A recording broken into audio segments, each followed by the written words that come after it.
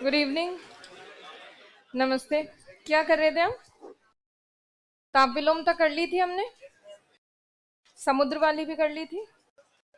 चलिए, लास्ट जो विंड्स की थी उसको जल्दी से रिवाइज करते हैं और आगे इस चैप्टर को बढ़ाएंगे। पवनों में आप बताइए, स्थानीय पवनें जो लोकल विंड्स की थी उसमें गर्म और शुष्क पवनों के नाम बताइए। चिनूक। इनमें से रक्त वर्षा कौन सी करती है? डॉक्टर पवनें किसको कहते हैं? और स्नो ईटर हिमबख्शी। ठंडी पवनों के नाम बताइए।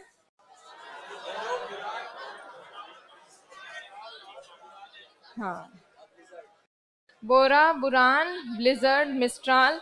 इनमें से स्पेन और फ्रांस में चलने वाली, इटली में, और उत्तरी एशिया में, नॉर्थ अमेरिका। और ये सब विंड्स के बाद फिर हमने इससे जस्ट पहले हमने की थी पीरियोडिक विंड, सामयिक पवनें, जो समय समय पर अपनी दिशा में परिवर्तन करती हैं। इसमें से कुछ पवनें ऐसी हैं जो हर 6 महीने में परिवर्तन करती हैं, ज्यादा चेंजेस नहीं आते। वो कौन सी हैं?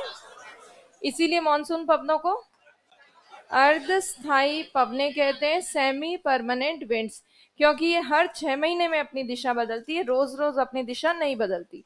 और उसके बाद हमने की थी स्थल और जल समेत, लैंड और सी ब्रीज। लैंड गर्म होती है जल्दी या सी गर्म होती है? इसलिए दिन के समय लैंड रीजन में क्या बनता है? लो प्रेशर बनता है। वाटर पे तो दिन में कौन सी विंड्स चलती हैं? और रात को माउंटेन और वैली ब्रीज में जो है, उनमें से दिन में कौन सी चलती है और रात को? Mountain breeze. और पर्वत समीर के कारण क्या बनती है? ताप विलोमता की स्थिति, टेम्परेचर इन्वर्जन की कंडीशन। आपको याद है हमने किया था। और ये बताइए कि ताप विलोमता की स्थिति जब बनती है तो टेम्परेचर इन्वर्जन की कंडीशन में क्या होता है, कैसे डिफाइन करते हैं उसको? किसी सतह से ऊपर की ओर बढ़ने पर तापमान घटने के बजाय तापमान बढ़ता है। Instead of decreasing temperature increasing. यही क्या होती है? टेम्परेचर इन्वर्जन होता है या ताप विलोमता कहलाती है। ताप विलोमता जो है वो जब भी होती है तो सतह के पास कौन सी वायु होती है? Cold air. ठंडी वायु जब सतह के पास होती है तो क्या होता है सतह के पास? कंडेंसेशन, संघनन की क्रिया होती है सतह के आसपास। सरफेस के आसपास संघनन जब होता है तो क्या बनता है? कोहरा बनता है। और अगर यही कंडेंसेशन ऊपर हुआ होता तो क्या बनते? बादल बनते। यही नीचे होते तो कोहरे का निर्माण होता है। जब भी ताप विलोमता की स्थिति होती है तो क्या रुक जाता है? संवहन, कन्वेक्शन स्टॉप हो जाता है। संवहन रुकने से जो प्रदूषणकारी तत्व है वो वहीं वहीं इकट्ठे हो जाते हैं। इसलिए एयर की क्वालिटी कम हो जाती है, वायु की गुणवत्ता कम हो जाती है। एयर की क्वालिटी खराब होने के साथ साथ जब स्मोक और फॉग मिलते हैं तो क्या बनता है? स्मॉग बनता है। और इससे ह्यूमन हेल्थ को नुकसान पहुंच सकता है, मानव स्वास्थ्य के लिए हानिकारक होती है। जैसे दिल्ली में अक्सर होता है इस तरह का कोहरा। अब तापविलोमता की स्थिति विभिन्न क्षेत्रों में बन सकती है, जैसे घाटी में, वैली में, और मैदान में और समुद्र में। घाटी में किसके कारण बनती है? पर्वत समीर के कारण, माउंटेन ब्रीज की वजह से। और प्लेन्स में कब बनती है? सर्दियों के दौरान।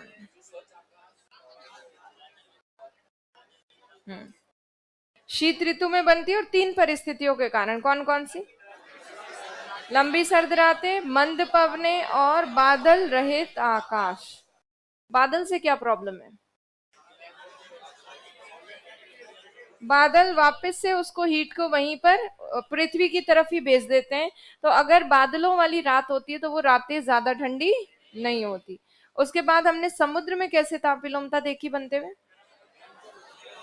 गर्म और ठंडी धाराएं मिलती है, वहां पर कोहरा बनता है और तापविलोमता की स्थिति बनती है, क्योंकि गर्म और ठंडी दोनों तरह की एयर वहां के मिलती है।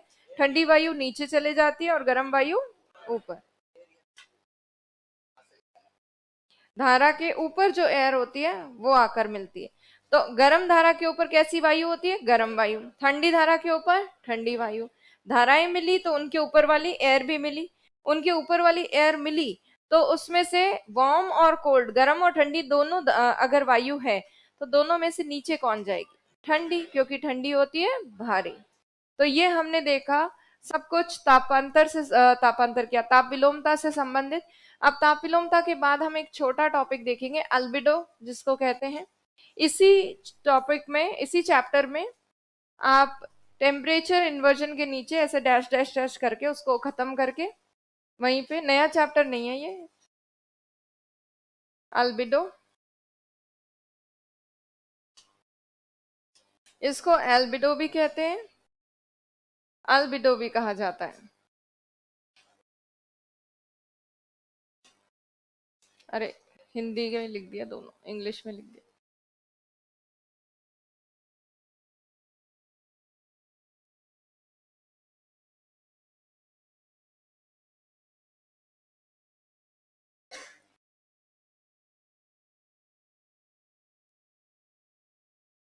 अल्बिडो या एल्बिडो की हेडिंग डालिए।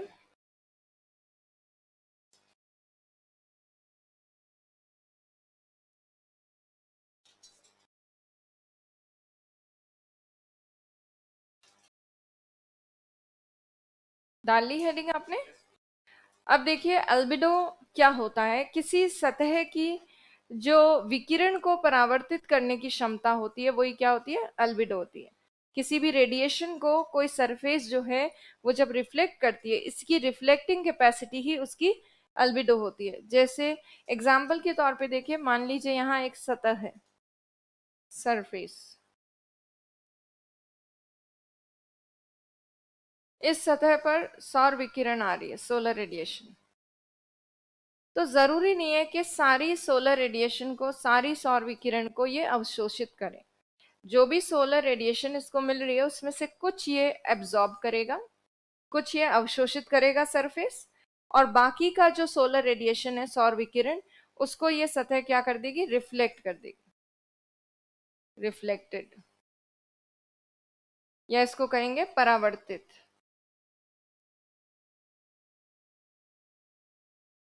तो ये जो सतह है, इसने कुल जितनी विकिरण प्राप्त की, उसमें से जितनी इसने विकिरण परावर्तित की है, उसी के अनुपात के प्रतिशत को अल्बिडो कहा जाता है। किसी भी सरफेस ने total amount of solar radiation या टोटल अमाउंट ऑफ कोई भी radiation, radiation total amount of जो भी रिसीव किया इस सरफेस ने, उसमें से कितना इसने रिफ्लेक्ट बैक किया है, वही इस सरफेस की क्या है? अल्बिडो है। कैसे? अभी इसको लिख के देखें, अगर इसका फॉर्मूला बताया जा सकता है। Received radiation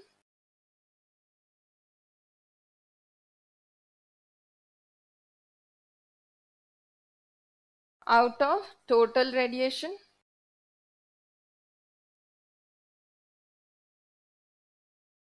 into 100। तो अल्बिडो जो आएगा परसेंटेज में आएगा। इसी चीज को हम सीधा हिंदी में भी लिख सकते हैं,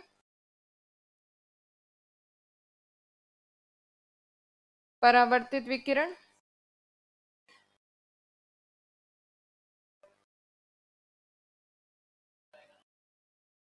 अरे रिसीव्ड नहीं, रिफ्लेक्टेड आएगा, सही बताया। ये टोटल रिसीव्ड यहाँ आएगा,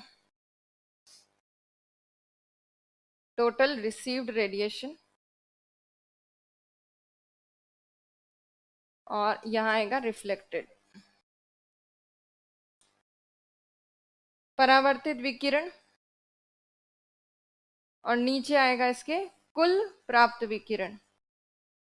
तो कुल प्राप्त विकिरण में से जो परावर्तित विकिरण है उसका अनुपात का प्रतिशत ही अल्बिडो होता है किसी भी सतह का, इंटू 100, और 100 फिर परसेंटेज में दिखाया जाएगा। ये है अल्बिडो का बेसिक फॉर्मूला, इस तरह से दिखाया जा सकता है। अब यहाँ पे ये लिख लेना आप थोड़ी देर बाद। यहाँ पे अगर आप देखिए, टोटल रेडिएशन जो आई उसमें से कुछ अवशोषित की, एब्जॉर्ब जो किए उसको हम नहीं देख रहे, हम देख रहे हैं कितना रिफ्लेक्ट हुई, वही उसकी अल्बिडो होगी। किसी एयर का अगर रिफ्लेक्टिंग कैपेसिटी ज्यादा है, परावर्तित करने की क्षमता ज्यादा है, तो उसका अल्बिडो भी बहुत उच्च होगा। High albedo means high reflecting capacity, परावर्तित करने की अधिक क्षमता, अल्बिडो का मतलब होता है। यहाँ जो सतह की बात की गई है, सतह कोई भी तरह की सतह हो सकती है। जैसे आप मान लीजिए कि बर्फ से ढका हुआ कोई क्षेत्र है, तो बर्फ का अल्बिडो अलग होता है, बादल का अल्बिडो अलग होता है, हर चीज का अल्बिडो अलग अलग होता है। और सबसे ज्यादा अल्बिडो जिसका होता है वो होता है ताजा बर्फ का। फ्रेश स्नो जो है उसका हाईएस्ट अल्बिडो होता है, फ्रेश स्नो। ताजा बर्फ की अगर बात करें, मान लो ये ताजा बर्फ है, इस ताजा बर्फ पर अगर सोलर रेडिएशन गिरे, सौर विकिरण प्राप्त हो, तो उसमें से ये केवल 10% के आसपास तो अवशोषित करेगी और 90% को क्या कर देगी, रिफ्लेक्ट कर देगी। तो इसका स्नो का, ताजा बर्फ का अल्बिडो हो जाएगा लगभग 90% के आसपास। 90% जो है ये फिक्स नहीं है, अप्रोक्सीमेटली ये 90% के आसपास रिफ्लेक्ट कर देता है।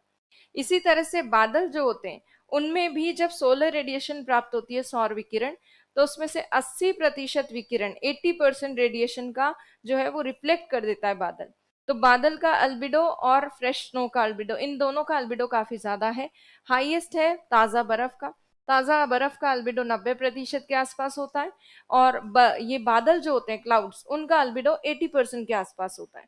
तो काफी उच्च अल्बिडो होता है। अल्बिडो हम क्यों देख रहे हैं? वैसे तो डायरेक्टली हमारे सिलेबस में नहीं है, नहीं भी देखे तो चलेगा। अल्बिडो यहाँ हम इसलिए देख रहे हैं क्योंकि इससे आपको टेम्परेचर के बारे में थोड़ी सी जानकारी मिलेगी। आपको पता है विश्व में सर्वोच्च तापमान कहाँ रिकॉर्ड किया जाता होगा, हाईएस्ट टेम्परेचर? हम्म। बाकी और कुछ?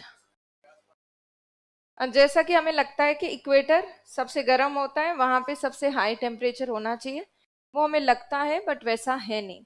इक्वेटर पे साल में 2 बार सूर्य ठीक ऊपर होता है। इक्वेटर में पूरे साल गर्मी की स्थिति रहती है, सर्दियां बनती ही नहीं।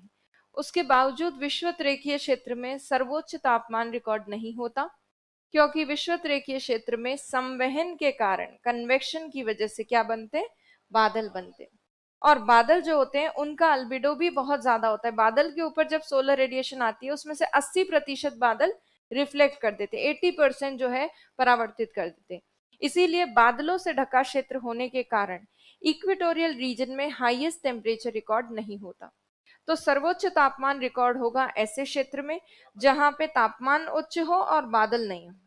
और तापमान उच्च होते हैं कहाँ, S T H P B वाला क्षेत्र में, और वहां बादल भी नहीं बनते। और S T H P B वाले क्षेत्र में गर्म मरुस्थल भी पाए जाते हैं। तो उपोष्ण कटिबंधीय क्षेत्र जो होता है, सब ट्रॉपिकल रीजन, वहां पर विश्व में सर्वोच्च तापमान रिकॉर्ड किया जाता है, हाईएस्ट टेम्परेचर रिकॉर्ड किया जाता है, इक्वेटर पर नहीं होता।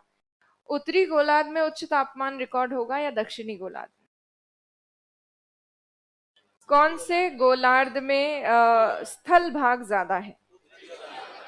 तो स्थल भाग जिसमें ज्यादा होगा उसमें सर्वोच्च तापमान होगा। क्यों? क्योंकि स्थलीय क्षेत्र जल्दी से गर्म या जल्दी से ठंडा हो जाता है। तो हाईएस्ट टेम्परेचर आपको देखने को मिलता है सहारा डेजर्ट रीजन में, अल अजीजिया नाम के स्थान पर। नया रिकॉर्ड जो है हाईएस्ट टेम्परेचर का वो मृत घाटी का है, डेथ वैली, यूएसए की जो है, वहां पर हाईएस्ट टेम्परेचर रिकॉर्ड होता है।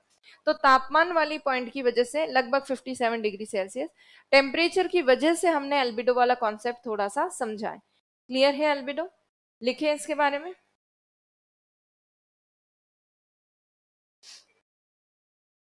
ज्यादा जल्दी लिखने में काटापीटी होगी, पर कोई बात नहीं। हाँ, चलो अभी लिखे। लिखिए, अल्बिडो की डेफिनेशन लिख लेते हैं पहले, फिर फॉर्मूला लिख लेना। लिखिए इसमें, किसी सतह द्वारा, किसी सतह द्वारा कुल प्राप्त विकिरण, किसी सतह द्वारा कुल प्राप्त विकिरण में से, कुल प्राप्त विकिरण में से परावर्तित की गई विकिरण, कुल प्राप्त विकिरण में से परावर्तित की गई विकिरण के अनुपात के प्रतिशत को, परावर्तित की गई विकिरण के अनुपात के प्रतिशत को अल्बिडो कहते हैं, अनुपात के प्रतिशत को अल्बिडो कहते हैं। Albedo is the percentage, albedo is the percentage of the ratio of,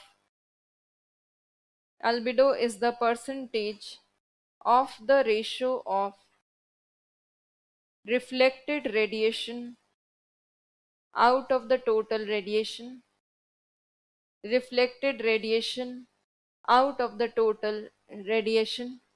अब ये वाला फॉर्मूला लिख लीजिए, फिर ताज़ा बर्फ वाला पॉइंट लिखेंगे।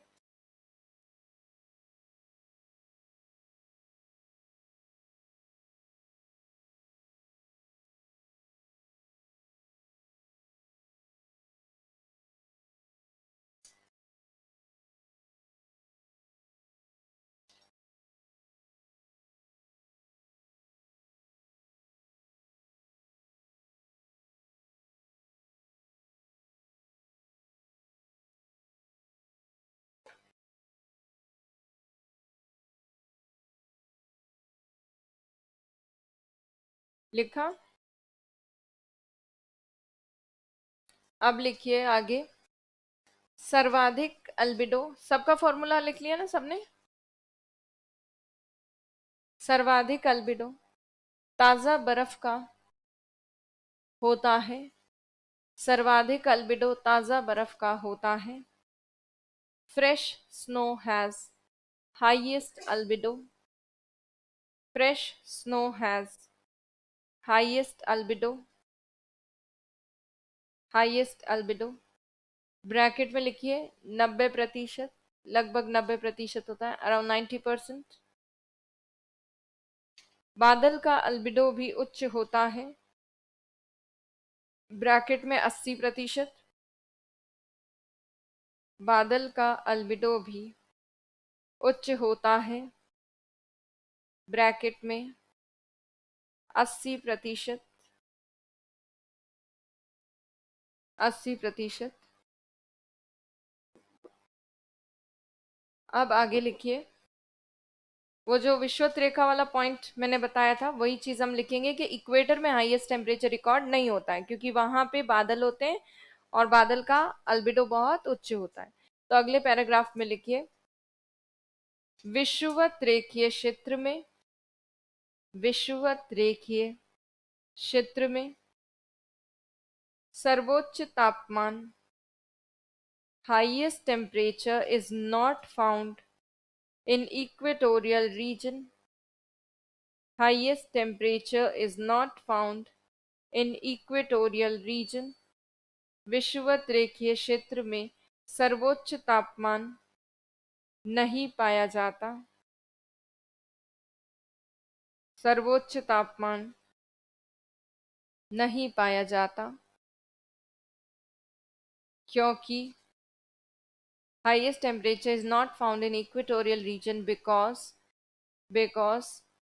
क्योंकि इस क्षेत्र में, क्योंकि इस क्षेत्र में संवहन के कारण, because in this region more cloud formation takes place, because in this region more cloud formation takes place, more cloud formation takes place due to convection, due to convection।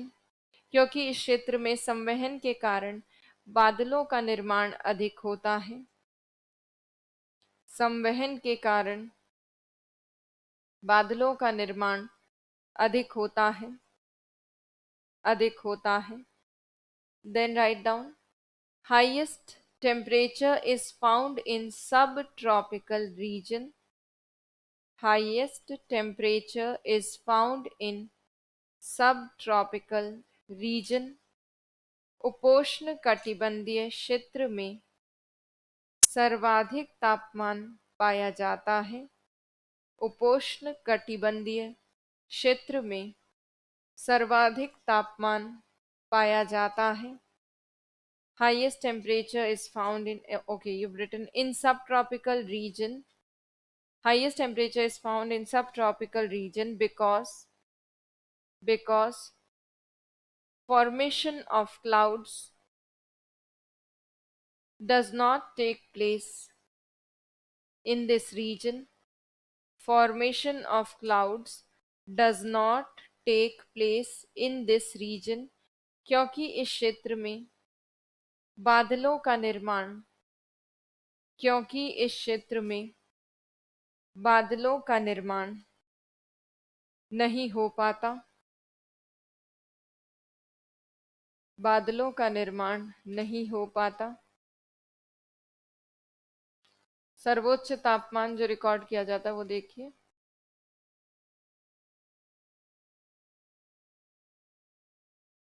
सर्वोच्च तापमान हाईएस्ट टेम्परेचर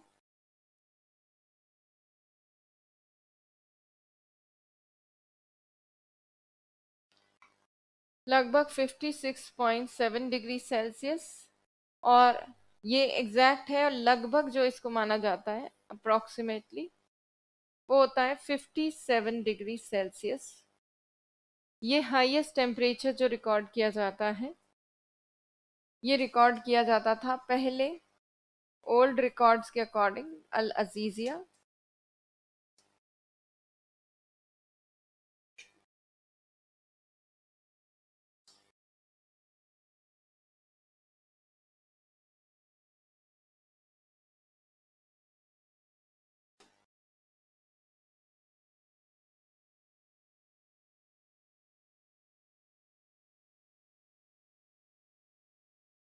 लीबिया में है जो Africa में।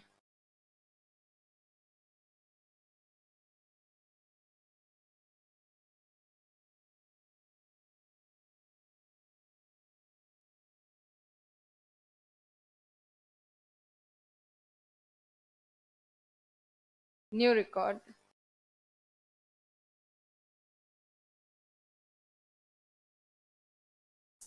Death valley USA. ये अल अजीजिया किसका part है? सहारा मरुस्थल का।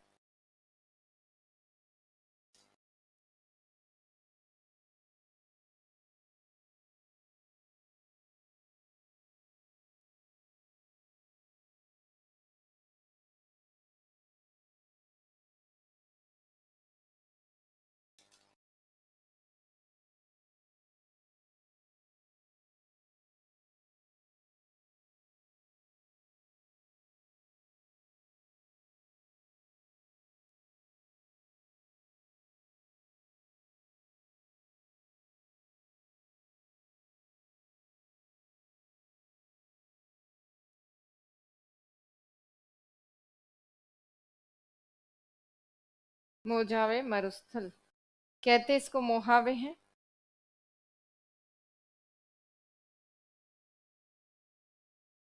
मृत घाटी, मोजावे या मोहावे मरुस्थल।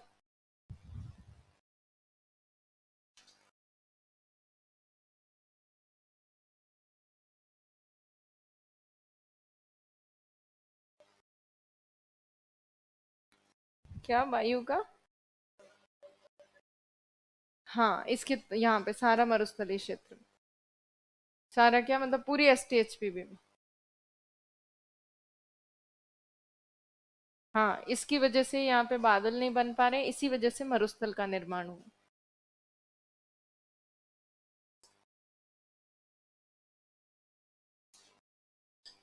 हम्म, लिखा आपने?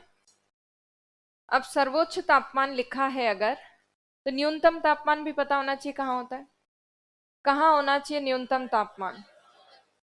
आपको पता है ध्रुवीय क्षेत्र बहुत ठंडे होते हैं क्योंकि वहां सूर्य की किरणें तिरछी पड़ती हैं। अब सूर्य की किरणें तिरछी पड़ने के साथ साथ पोलर रीजन बर्फ से ढके हुए होते हैं और ताजा बर्फ का अल्बिडो उच्च होता है। तो बर्फ ज्यादातर जो है सोलर रेडिएशन को अवशोषित नहीं करती है, उसको अधिकतम मात्रा में क्या कर देती है? परावर्तित कर देती है। तो बर्फ से ढके ध्रुवीय क्षेत्र सबसे ठंडे होते हैं। अब बात यह है कि नॉर्थ पोल ठंडा होगा ज्यादा या साउथ पोल? साउथ पोल ठंडा होगा। कारण स्थलीय भाग कारण है, आर्कटिक ओशन है, आर्कटिक महासागर है कहाँ? नॉर्थ पोल वाले क्षेत्र में।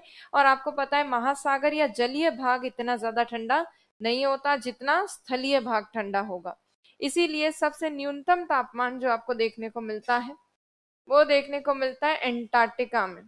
एंटार्क्टिका में एक स्थान है वोस्टोक नाम का, वहां आपको न्यूनतम तापमान रिकॉर्ड करने को मिलेगा। न्यूनतम तापमान, तो हेडिंग डालिए, लिखिए न्यूनतम तापमान, लोवेस्ट टेम्परेचर,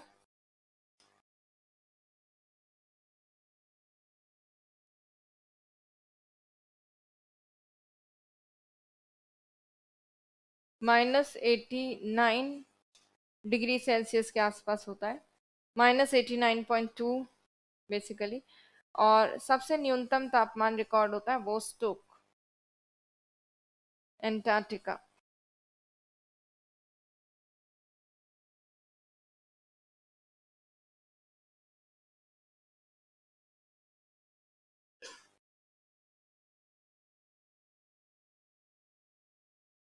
वास्टोक कह सकते हैं, वोस्टोक कह सकते हैं।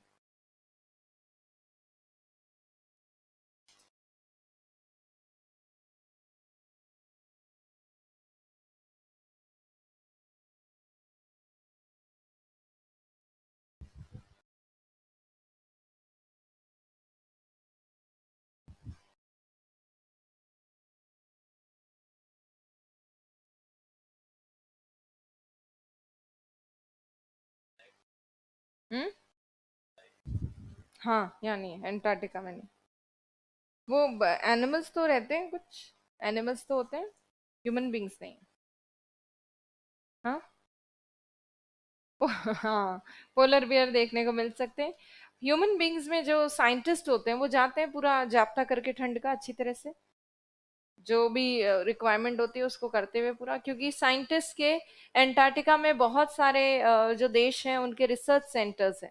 इंडिया के भी रिसर्च सेंटर्स है, जैसे गंगोत्री, भारती, ये सब हैं यहाँ पर।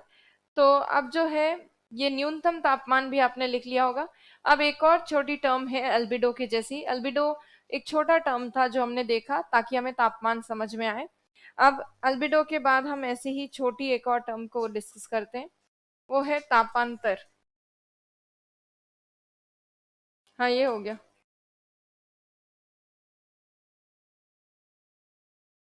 तापांतर, टेम्परेचर वेरिएशन।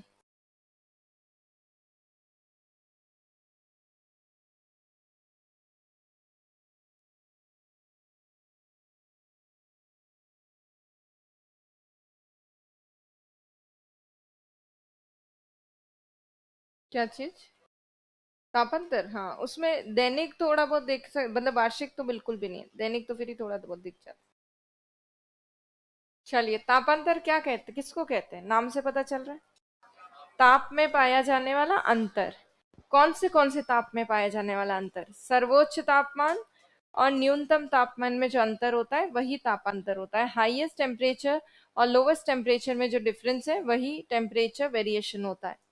अब तापांतर दो आधार पर देखा जा सकता है, दैनिक तापांतर और वार्षिक तापांतर। डायरनल टेम्परेचर वेरिएशन और दूसरा होता है एनुअल टेम्परेचर वेरिएशन, वार्षिक तापांतर। तापांतर में क्योंकि हम हाईएस्ट और लोवेस्ट टेम्परेचर देखते हैं, तो बताइए किसी एक दिन में अगर हम तापांतर देख रहे हो दैनिक आधार का, तो सर्वोच्च तापमान कितनी बजे आपको मिलेगा?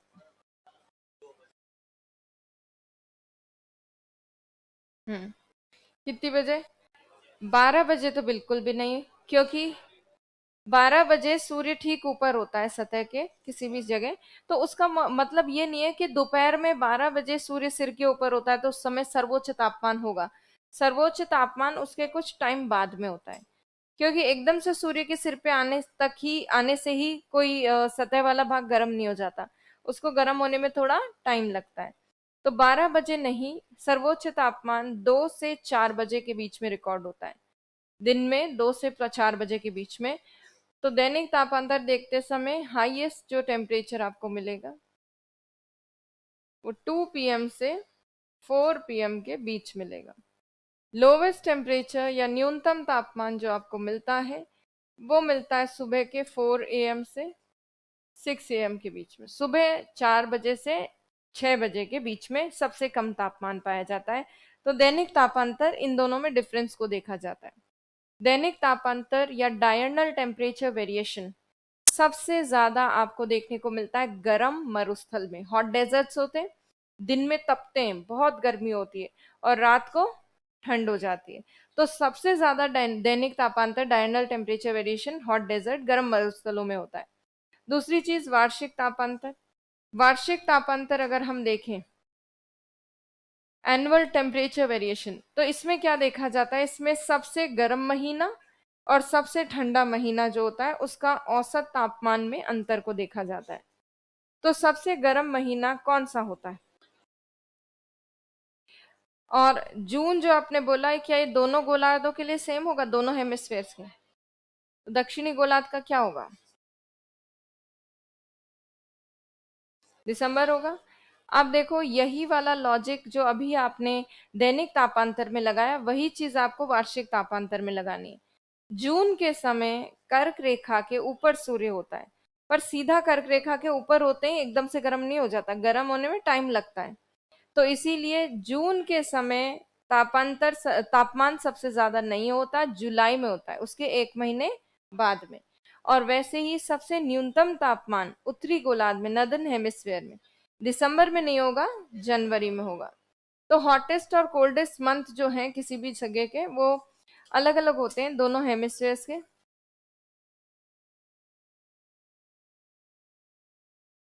उत्तरी गोलार्ध, दक्षिणी गोलार्ध,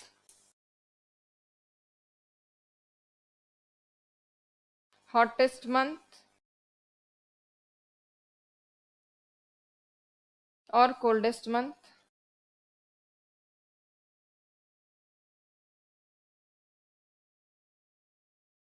अब बताइए उत्तरी गोलार्ध में सबसे गर्म महीना कौन सा होगा? जुलाई। और दक्षिणी गोलार्ध में सबसे गर्म महीना? जनवरी।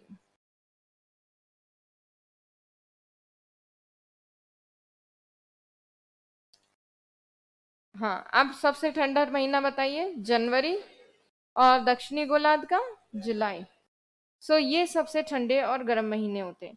इनका जो औसत मध्यमान तापमान होता है, एवरेज टेम्परेचर, मीन टेम्परेचर, उसमें जो डिफरेंस होता है उसको लिया जाता है, उससे आपको वार्षिक तापांतर पता चलता है। वार्षिक तापांतर वर्ल्ड में एक स्थान का सबसे ज्यादा है जिसका नाम है वर्खोयांस्क।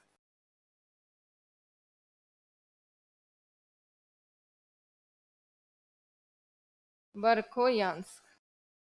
तो सर्वाधिक दैनिक वार्षिक तापांतर वर्खोयांस में पाया जाता है, वर्खोयांस साइबेरिया में। माना कि साइबेरिया में बहुत ज्यादा गर्मी नहीं पड़ती है, बट गर्मियां जो होती हैं वो मीडियम से ही सही, बट गर्मियों में जो सबसे गर्म महीना होता है उस समय लगभग 37 डिग्री सेल्सियस के आसपास टेम्परेचर वहां मिल जाता है। और सर्दियां उनकी बहुत ही ज्यादा तीव्र होती हैं, माइनस में टेम्परेचर चला जाता है उनका, लगभग -68 डिग्री सेल्सियस के आसपास सर्दियों के सबसे ठंडे महीने में। तो इसीलिए वर्खोयांस में जब हम टेम्परेचर में डिफरेंस देखते हैं तो 37 डिग्री सेल्सियस सबसे ज्यादा होगा। और ये हाईएस्ट टेम्परेचर में से हम लोवेस्ट टेम्परेचर को माइनस करेंगे। अब न्यूनतम तापमान जो है वो माइनस में है, इसलिए ब्रैकेट में लिख लेते हैं 68 डिग्री सेल्सियस के आसपास। तो आप अगर इसको देखोगे 37 degree Celsius minus minus plus 68 degree Celsius, तो ये कितना हो गया? 105 डिग्री सेल्सियस। तो सबसे ज्यादा जो एनुअल टेम्परेचर वेरिएशन है वो आपको देखने को मिलता है वर्खोयांस में, जो लगभग 105 डिग्री सेल्सियस के आसपास है। वर्ल्ड में सबसे ज्यादा यहीं पे होता है। तो तापांतर इस चीज को कहा जाता है, और तापांतर वार्षिक और दैनिक आधार पर देखे जाते हैं इस तरह से। तो टेम्परेचर वेरिएशन के बारे में हम बेसिक चीजें लिख लेते हैं। हम्म। हम्म। डायरनल बेसिस पे क्या? लोवेस्ट टेम्परेचर कितनी बजे होता है? 4 AM से लेकर 6 AM के बीच में। हाँ, पूरी रात भर में जो सरफेस ठंडा हुआ है वो कूलेस्ट होता है जस्ट सनराइज से ठीक पहले। जैसे ही सनराइज होने वाला होता है उससे ठीक पहले सबसे कम टेम्परेचर होता है, और उसके बाद सनराइज हो जाता है, फिर वो वापस वार्म अप होने लगता है। पूरी रात में जो हीट रिलीज की सरफेस ने, लास्ट में एंड में सनराइज से ठीक पहले वो सबसे ज्यादा रिलीज होता है। दैनिक तापांतर सर्वाधिक गर्म मरुस्थलों में, कोई एक पर्टिकुलर स्थान नहीं। लिखिए अब इसके बारे में। हाँ, पोलर्स पे तापांतर। पोलर रीजन पे जैसे जैसे हम इक्वेटर से पोल्स की तरफ जाते हैं वैसे वैसे तापांतर बढ़ता है, और सबसे कम तापांतर पाया जाता है कहाँ? विषुवत रेखीय क्षेत्र में, इक्वेटोरियल रीजन में सबसे लोवेस्ट टेम्परेचर वेरिएशन होता है, क्योंकि विषुवत रेखीय क्षेत्र में ग्रीष्म ऋतु और शीत ऋतु का निर्माण नहीं होता। विषुवत रेखीय क्षेत्र में पूरे साल भर 12 घंटे का दिन और 12 घंटे की रात की स्थिति रहती है, और लगभग सूर्य की किरणें लगभग लंबवत ही रहती है most of the time year में। तो जैसे जैसे इक्वेटर से पोल्स की तरफ बढ़ेंगे वैसे वैसे तापांतर बढ़ेगा। तो लिखिए इसके बारे में, तापांतर के बारे में डेफिनेशन लिखेंगे कि तापांतर क्या होता है। इसमें लिखिए, किसी भी स्थान पर, किसी भी स्थान पर पाए जाने वाले, किसी भी स्थान पर पाए जाने वाले सर्वोच्च तथा, किसी भी स्थान पर पाए जाने वाले सर्वोच्च तथा न्यूनतम तापमान में अंतर को, सर्वोच्च तथा न्यूनतम तापमान में अंतर को तापांतर कहते हैं। न्यूनतम तापमान में अंतर को तापांतर कहते हैं। The difference in the highest, the difference in the highest and lowest temperature of any place, the difference in the highest and lowest temperature of any place, of any place is called temperature variation. Any place is called temperature variation. फिर लिखिए, तापांतर दैनिक तथा वार्षिक आधार पर देखा जाता है। तापांतर दैनिक तथा वार्षिक आधार पर देखा जाता है। Temperature variation is considered, temperature variation is considered on annual and diurnal basis, on annual and diurnal basis, DIURNAL, diurnal basis देखा जाता है। फिर लिखिए, दैनिक तापांतर के अंतर्गत एक दिन में, दैनिक तापांतर के अंतर्गत एक दिन में under diurnal temperature variation, under diurnal, English medium write down, under, नया line, under diurnal temperature variation, diurnal temperature variation दैनिक तापांतर के अंतर्गत एक दिन में पाए जाने वाले सर्वोच्च, एक दिन में पाए जाने वाले सर्वोच्च तथा, सर्वोच्च तथा न्यूनतम तापमान में अंतर को, सर्वोच्च तथा न्यूनतम तापमान में अंतर को देखा जाता है।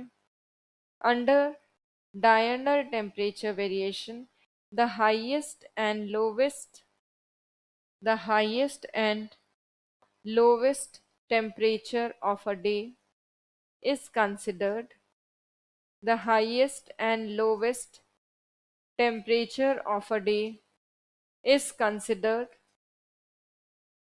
एक दिन में सर्वोच्च तापमान 2 पीएम से 4 पीएम के बीच पाया जाता है। एक दिन में सर्वोच्च तापमान 2 पीएम से 4 पीएम के बीच पाया जाता है।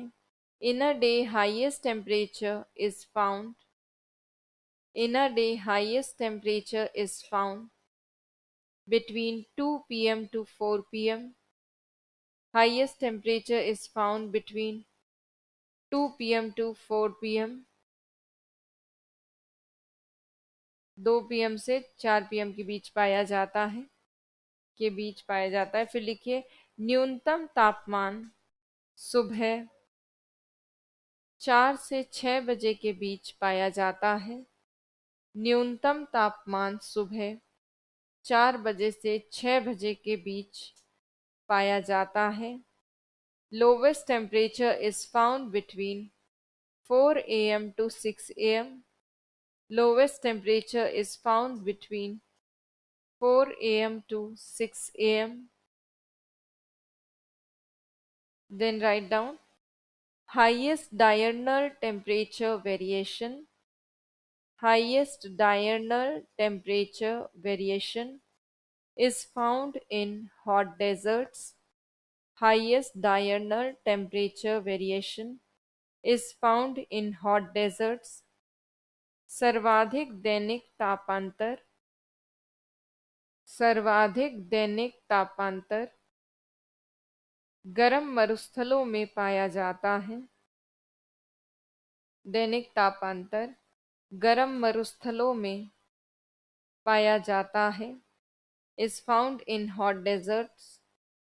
Then write down in next paragraph, under annual temperature variation, under annual temperature variation, अगले पैराग्राफ में हिंदी में लिखिए वार्षिक तापांतर के अंतर्गत, वार्षिक तापांतर के अंतर्गत, under annual temperature variation, the mean temperature of mean MEAN, or you can write average, the mean temperature of hottest and coldest month is considered. The mean temperature of hottest and coldest month is considered. वार्षिक तापांतर के अंतर्गत सबसे गर्म तथा सबसे ठंडे महीने के, सबसे गर्म तथा सबसे ठंडे महीने के औसत तापमान को देखा जाता है। सबसे गर्म तथा सबसे ठंडे महीने के औसत तापमान को देखा जाता है। Then write down under annual temperature variation, the mean temperature of hottest and coldest month is considered. Hottest and coldest months is considered. अब ये वाला जो है, ये टेबल बनाइए, केवल ये वाला जिसमें हमने लिखा है सबसे गर्म महीना, सबसे ठंडा महीना, उत्तरी गोलार्ध, दक्षिणी गोलार्ध, फिर वो वर्षोयांश का नाम लिखेंगे।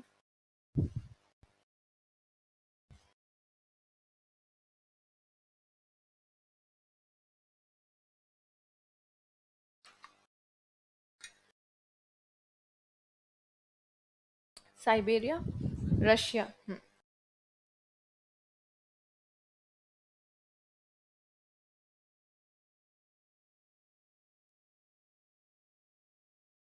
हाँ, औसत तापमान क्यों क्यों लिया है?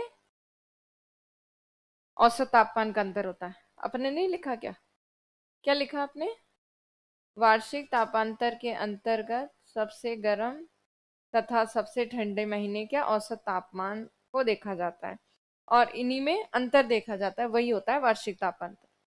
तो जैसे हमने औसत तापमान सबसे गर्म महीने का लिया, सबसे ठंडे महीने का लिया और उनमें अंतर देखा। हो गया? टेबल नहीं बनाई क्या? बना ली?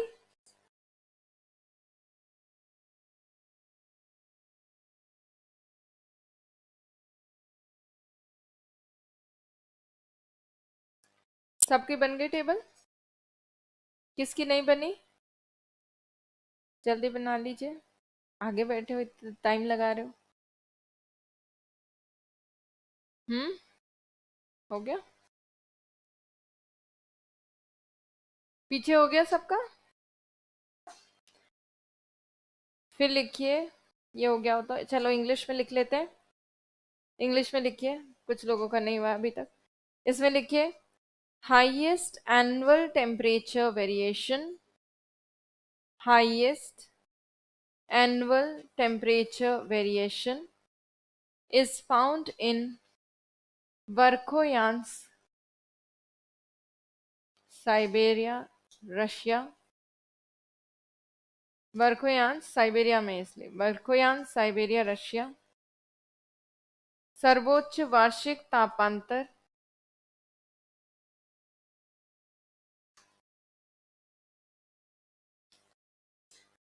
सर्वोच्च वार्षिक तापांतर वर्खोयांश साइबेरिया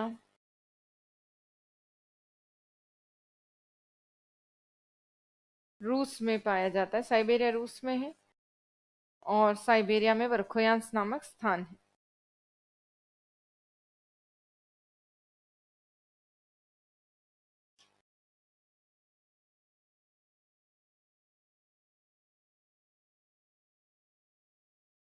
वर्खोयांश साइबेरिया रूस में पाया जाता है। और वो कितना है वो अभी अगर लिखना हो तो वो भी दिखा देती हूँ। 105 वाला जो हमने निकाला था,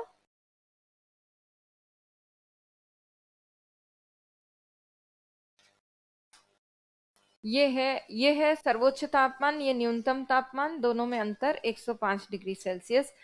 ये सबसे गर्म महीने का, ये सबसे ठंडे महीने का। इसको लिख लीजिए अगर लिखना चाहें तो। ये ऐसे कहीं पूछते नहीं है ऐसी फैक्चुअल चीजें, बट अपनी जानकारी के लिए लिख लीजिए।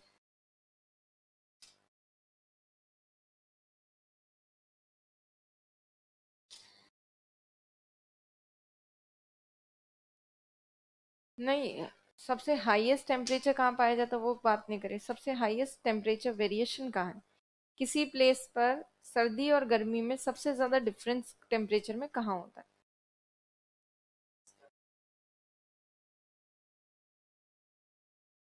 हम्म, -68, मतलब ठंडे महीने का एवरेज।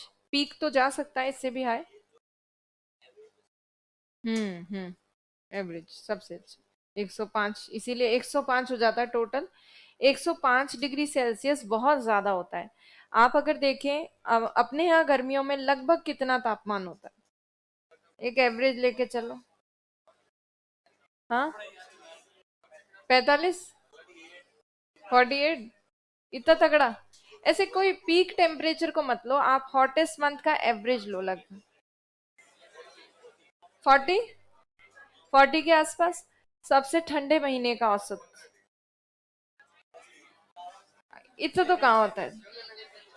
चलो 10 डिग्री, 10 डिग्री, ठीक है। माना कि कभी कभी माइनस में भी हो जाता है, वो बहुत ज्यादा किसी दिन ठंड पड़ती है तो वो अलग बात है।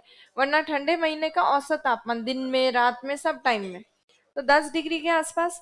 तो आप हाईएस्ट टेम्परेचर जो 40 डिग्री है उसमें से 10 डिग्री सेल्सियस माइनस करो, 30 डिग्री सेल्सियस का ही रहता है अपने यहाँ। अपने यहाँ इतना ज्यादा वार्षिक तापांतर नहीं होता है जितना दूसरे ठंडे क्षेत्रों में होता है, क्योंकि उन ठंडे क्षेत्रों में सर्दियों के टाइम पे बहुत ज्यादा माइनस में डाउन में चला जाता है टेम्परेचर। तो अब जो है, हम ये तापांतर तो देख चुके हैं, टेम्परेचर वेरिएशन, टेम्परेचर देख लिया, टेम्परेचर वेरिएशन देख लिया, अल्बिडो देख लिया, और ताप विलोमता देख ली। तो टेम्परेचर वाला जो चैप्टर है वो हमारा कंप्लीट होता है। अब हम एक नया चैप्टर करेंगे, आर्द्रता, ह्यूमिडिटी, ओशन करेंट्स, इसके जस्ट बाद में लास्ट टॉपिक होगा। हम्म, महासागरीय धाराएं। हाँ, बस चैप्टर 10 तक ही करेंगे। नहीं, उसके बाद मेंस का करेंगे कोर्स, मेंस का फिजिकल ज्योग्राफी वाला पार्ट। हाँ, ज्वालामुखी, भूकंप, वोल्केनो, अर्थक्वेक वाला।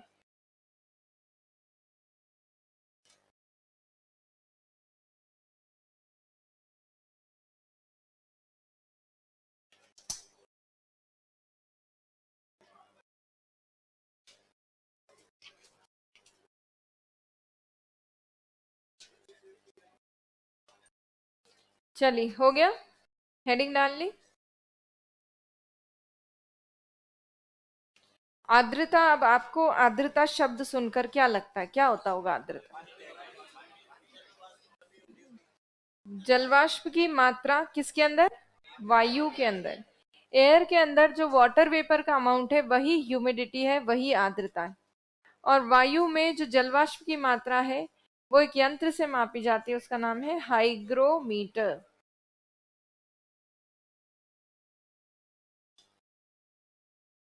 हाइग्रोमीटर। और इसकी जो यूनिट है, इकाई, वो है ग्राम प्रति घन मीटर। ग्राम पर मीटर क्यूब। कई जगह इसे सेंटीमीटर क्यूब में बताया जाता है, but gram per metre cube. इसमें ग्राम किसके लिए है और मीटर क्यूब किसके लिए? हाँ, ग्राम तो है जलवाष्प के लिए, वाटर वेपर के लिए। और ये ग्राम जो है ये मास देखता है, मतलब वाटर वेपर का जो है द्रव्यमान बताता है। और ये जो है मीटर क्यूब, ये है वायु का अ, वायु का वो क्या कहते हैं, वॉल्यूम, आयतन। वायु का आयतन, volume of air.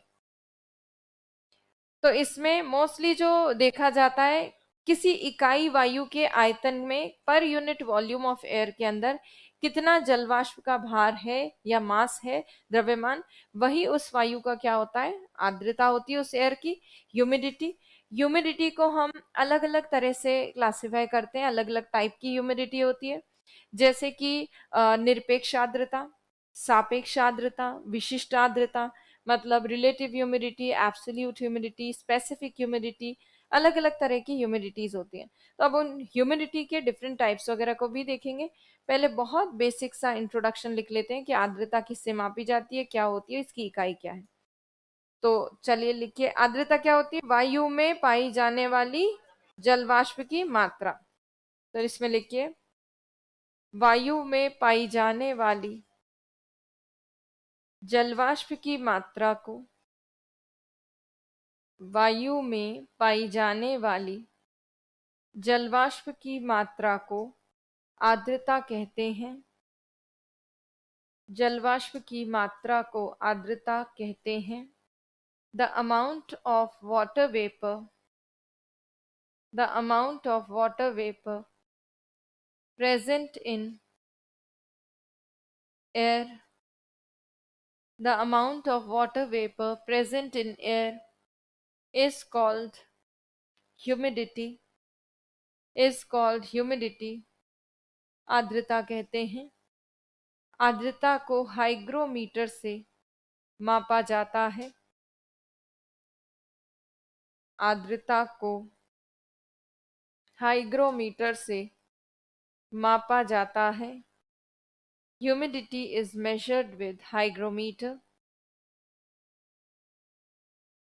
Humidity is measured with hygrometer. आर्द्रता की इकाई, the unit of humidity is, आर्द्रता की इकाई ग्राम प्रति घन मीटर होती है।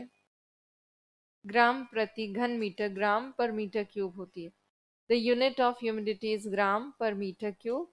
ग्राम है द्रव्यमान जलवाष्प का, और मीटर क्यूब है वायु के आयतन के लिए। अब पहले हम आर्द्रता के प्रकार कर लेते हैं, उसके बाद आर्द्रता से रिलेटेड कई सारी चीजें देखेंगे। तो अब आप हेडिंग डालिए, आर्द्रता के प्रकार, types of humidity. Types of humidity, आर्द्रता के प्रकार।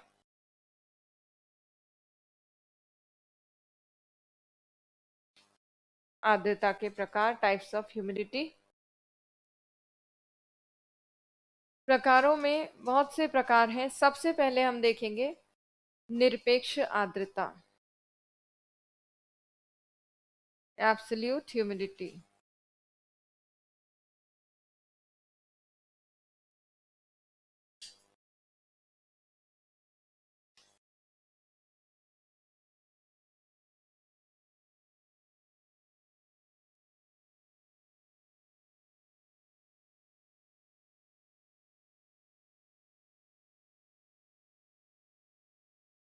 एब्सोल्यूट ह्यूमिडिटी, निरपेक्ष आर्द्रता। हम्म। सारे क्या, नहीं सारे टाइप्स लिखवाने क्या, पहले एक एक करके डिस्कस कर लेते। एब्सोल्यूट ह्यूमिडिटी सारे लिखने, लो तो, तीन ही है। सापेक्ष आर्द्रता, रिलेटिव ह्यूमिडिटी और स्पेसिफिक ह्यूमिडिटी, विशिष्ट आर्द्रता।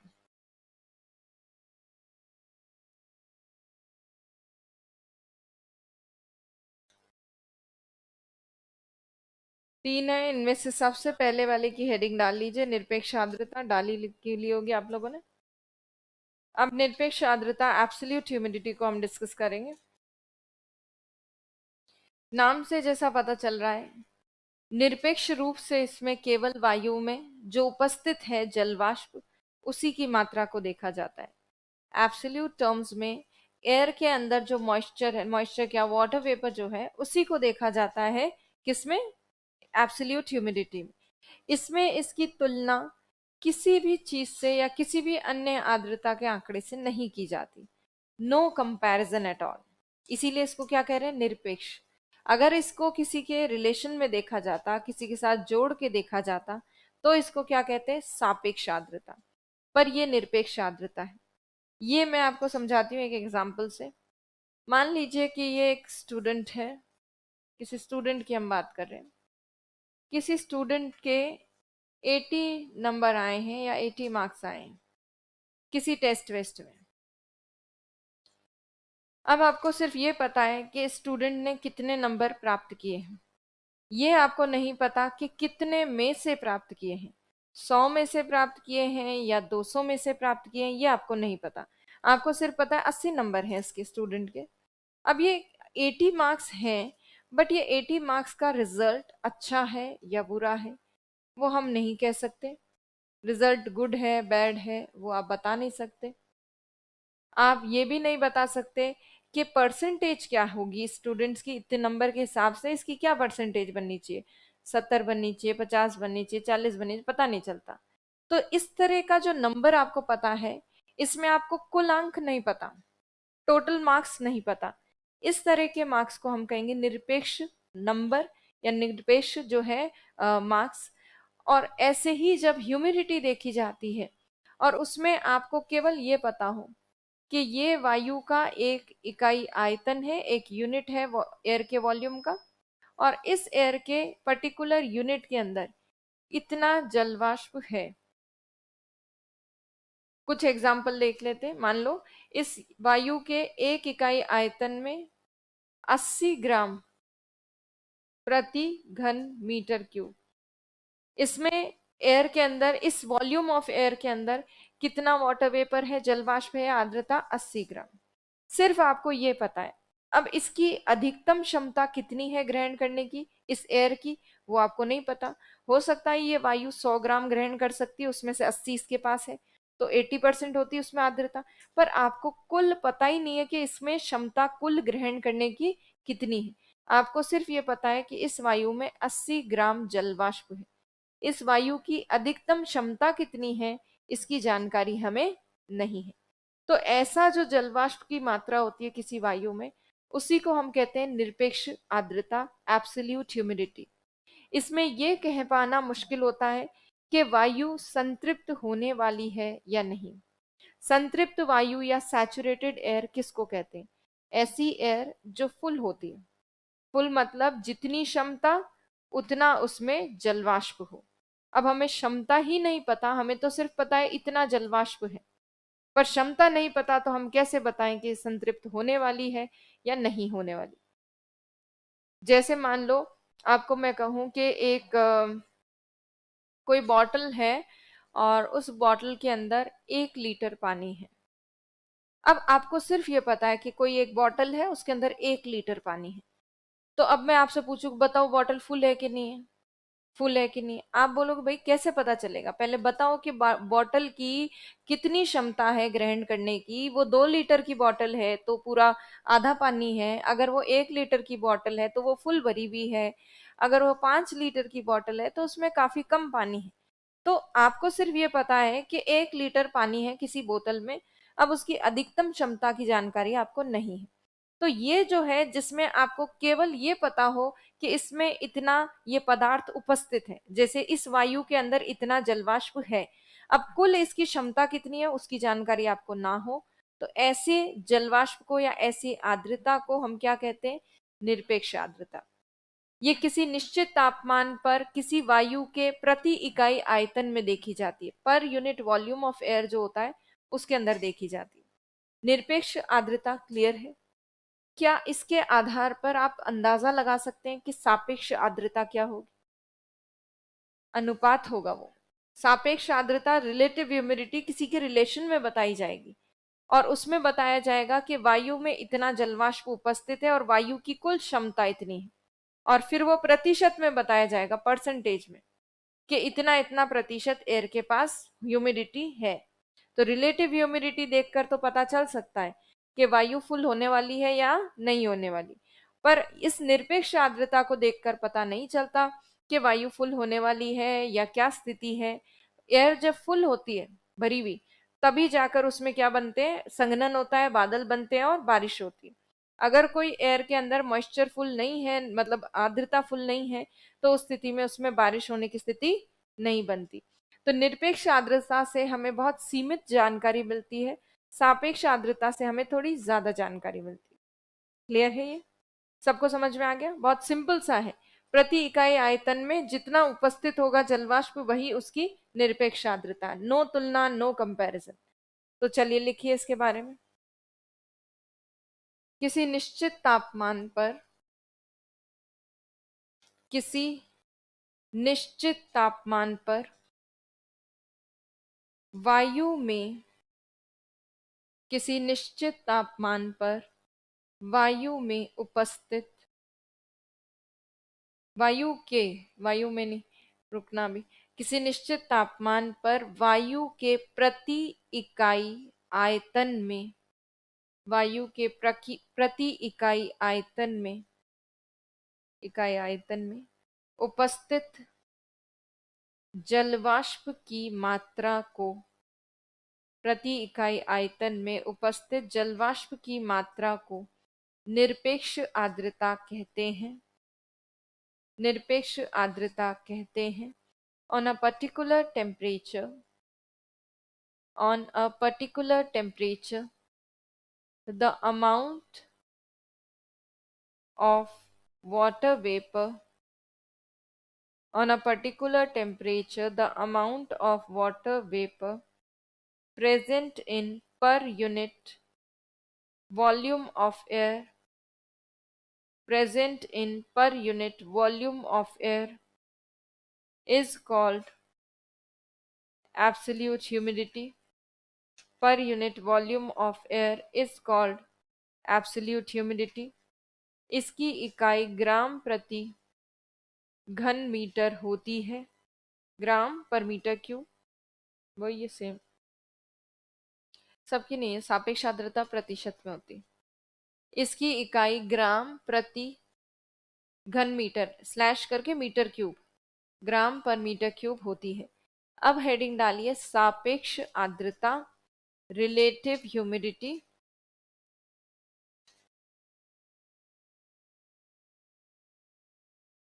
हम्म,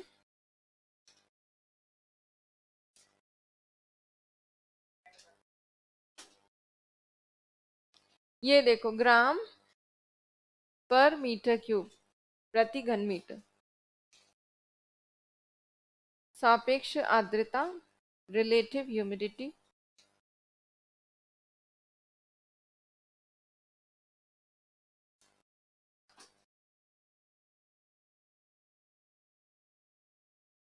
सापेक्ष आर्द्रता की हेडिंग डाल चुके हो गया। इसमें अनुपात देखा जाता है। ये ठीक वैसे ही है जैसे किसी स्टूडेंट का रिजल्ट परसेंटेज में आपके सामने आए, जैसे 80% नंबर है, 70% नंबर है, या 70% रिजल्ट रहा, तो उससे आपको पता चलता है कि स्टूडेंट का परफॉर्मेंस अच्छा है, बुरा है, क्या है। वैसे ही रिलेटिव ह्यूमिडिटी में, सापेक्ष आर्द्रता में देखा जाता है कि वायु में जलवाष्प की उपस्थित मात्रा कितनी है, उपस्थित जलवाष्प।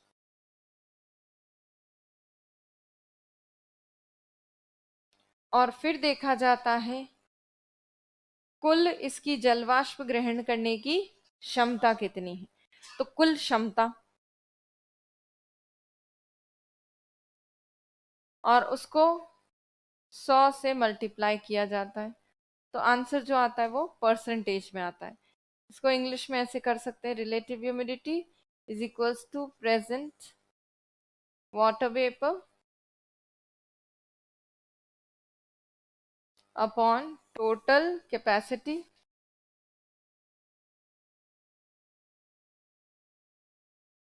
Into 100 is equals to percentage.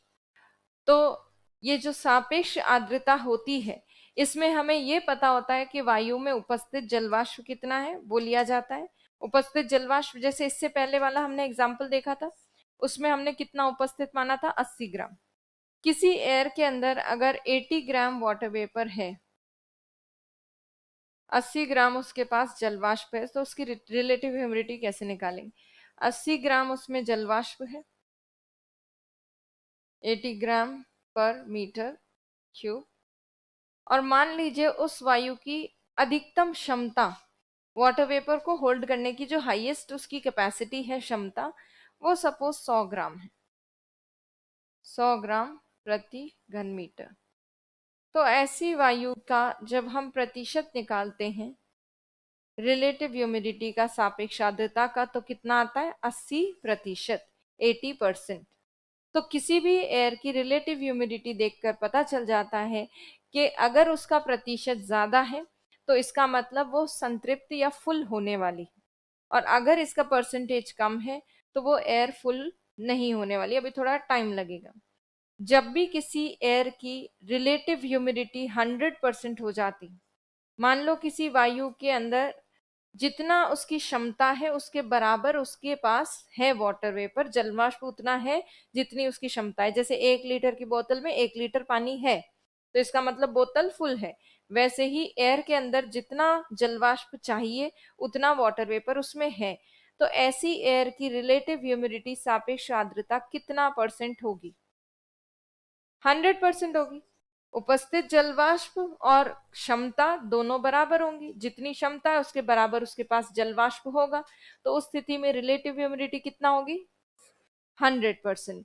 तो ऐसी एयर जिसकी रिलेटिव ह्यूमिडिटी 100% होती है, ऐसी वायु जिसकी सापेक्ष आर्द्रता 100% होती है, ऐसी वायु में संघनन की क्रिया शुरू हो जाती है। एयर में कंडेंसेशन तब स्टार्ट होता है जब वो फुल भरी हुई होती है। फुल भरी हुई का मतलब उसकी सापेक्ष आर्द्रता कितनी हो, 100%। तभी वायु में क्या स्टार्ट होता है, संघनन स्टार्ट होता है, कंडेंसेशन स्टार्ट होता है। वरना इजीली कंडेंसेशन ऐसे ही नहीं स्टार्ट हो जाता है, एयर पूरी फुल भरी भी होनी चाहिए। ये क्लियर है। तो सापेक्ष आर्द्रता इस तरह से देखी जाती है, समझ में आई। सापेक्ष आर्द्रता को आप फॉर्मूले से लिख लीजिए, फिर मैं लिखवाती हूँ शब्दों में भी। ये उदाहरण है सापेक्ष आर्द्रता का, ये एक एग्जाम्पल है, और ये दूसरा एग्जाम्पल है जिसमें 100% रखी है हमने ह्यूमिडिटी। हाँ, निरपेक्ष भी लिख सकते हैं। उपस्थित जलवाष्प की जगह आप निरपेक्ष आर्द्रता भी लिख सकते हो, क्योंकि निरपेक्ष आर्द्रता केवल क्या बताती है, जलवाष्प की उपस्थित मात्रा। तो एब्सोल्यूट ह्यूमिडिटी भी लिख सकते हो, प्रेजेंट मॉइस्चर की जगह, प्रेजेंट वाटर वेपर की जगह।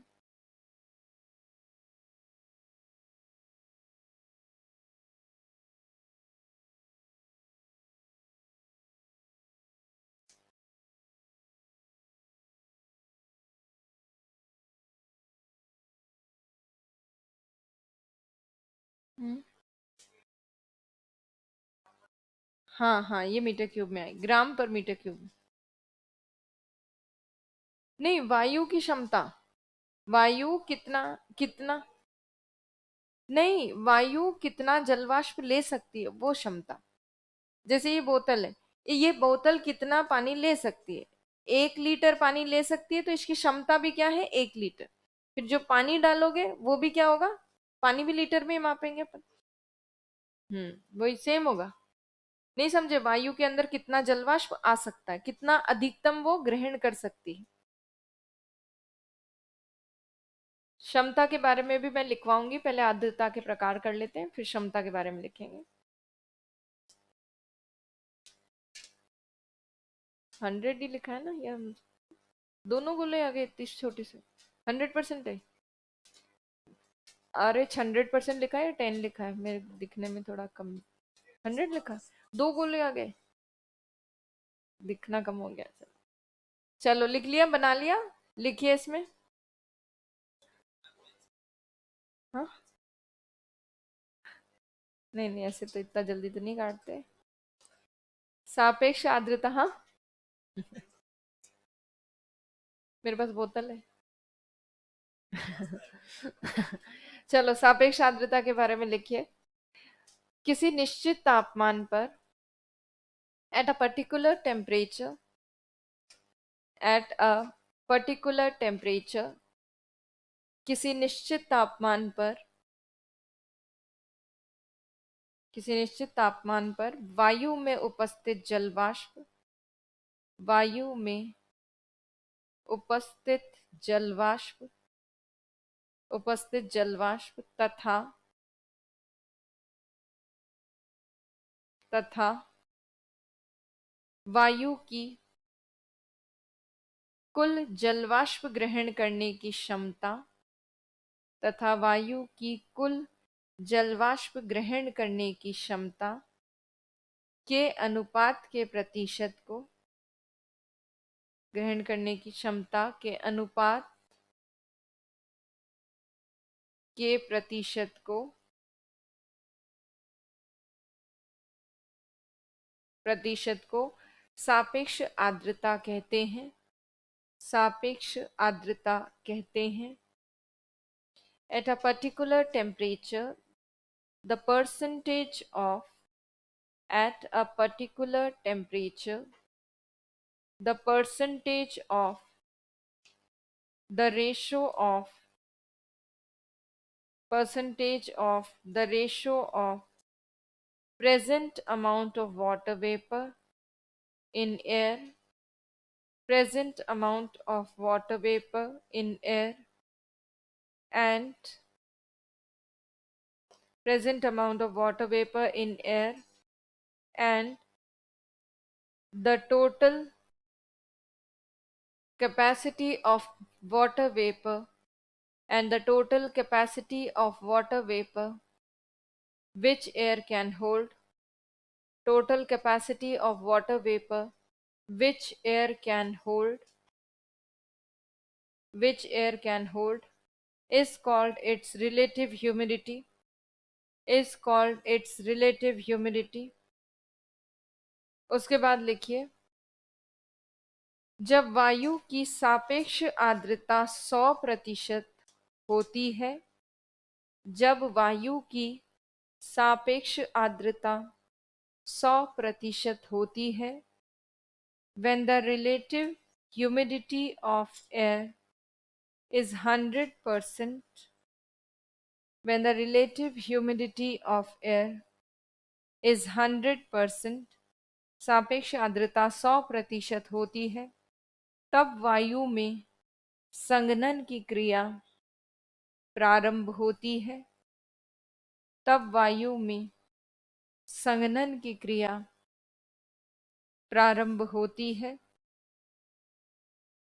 When the relative humidity of air is 100%, then the process of condensation, then the process of condensation begins in the air, then the process of condensation begins in the air।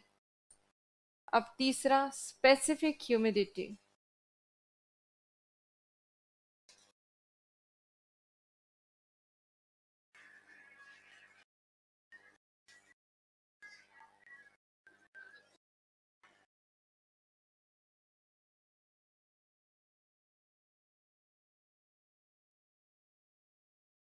विशिष्ट आर्द्रता,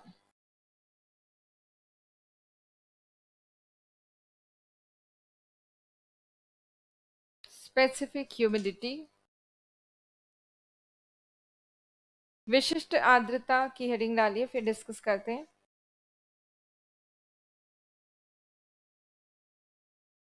specific humidity में आपको air का volume नहीं लेते हम, air का भी मास लेते हैं, वायु का भी द्रव्यमान लिया जाता है। अभी तक जो आर्द्रता के प्रकार आप देख रहे थे उसमें वायु का जलवाष्प का तो ले रहे थे क्या, द्रव्यमान मास, और वायु का क्या ले रहे थे, आयतन। तो दोनों की अलग अलग यूनिट्स, अलग अलग चीजें ले रहे थे। अब इसमें क्या करेंगे, वायु का भी द्रव्यमान लेंगे और जलवाष्प का तो द्रव्यमान ले ही रहे थे पहले भी। तो अब क्या होगा, किसी 1000 ग्राम वायु के अंदर कितने ग्राम जलवाष्प उपस्थित है ये देखा जाएगा। तो इसमें जो यूनिट है इसकी विशिष्ट आर्द्रता की, ग्राम प्रति 1000 ग्राम है, या फिर आप लिख सकते हो ग्राम प्रति किलोग्राम। तो इसमें वायु का और जलवाष्प का दोनों का ही द्रव्यमान या मास लिया जाता है, दोनों की सेम यूनिट ली जाती है। वॉल्यूम लेने में क्या मतलब नुकसान था या क्या तरीके में प्रॉब्लम थी, वैसे वॉल्यूम लेने में भी कोई खास प्रॉब्लम नहीं है, बस इतना है कि वायु गर्म होने पर फैल जाती, एक्सपैंड हो जाती, और इसीलिए थोड़ा सा वेरिएशन आ जाता है, तापमान की वजह से वायु फैल जाती है। तो जितने आयतन में वो आ सकती है, जितने वॉल्यूम में वो आ सकती है, वो उतने आयतन में आती नहीं, वो फैल जाती है ज्यादा। तो वॉल्यूम के ऊपर थोड़ा सा फर्क पड़ता है टेम्परेचर का। जबकि इसपे आप जब मास देखते हो, द्रव्यमान देखते हो वायु का, तो उसमें कोई वेरिएशन नहीं आता। 1 किलोग्राम या 1000 ग्राम वायु में ही हम जलवाष्प के ग्राम में मात्रा देखेंगे, चाहे वो 1000 ग्राम वायु गर्म होने के कारण बहुत बड़े क्षेत्र में फैली हुई हो, चाहे वो 1000 ग्राम वायु ठंडी होने के कारण छोटे से क्षेत्र में हो, तो भी हम लेंगे वायु कितनी, 1000 ग्राम ही लेंगे। तो ये ग्राम प्रति 1000 ग्राम के रूप में विशिष्ट आर्द्रता दिखाई जाती है। दोनों को द्रव्यमान में देखा जाता है, जलवाष्प को भी और वायु को भी, मास देखा जाता है दोनों का, वाटर वेपर का और एयर का।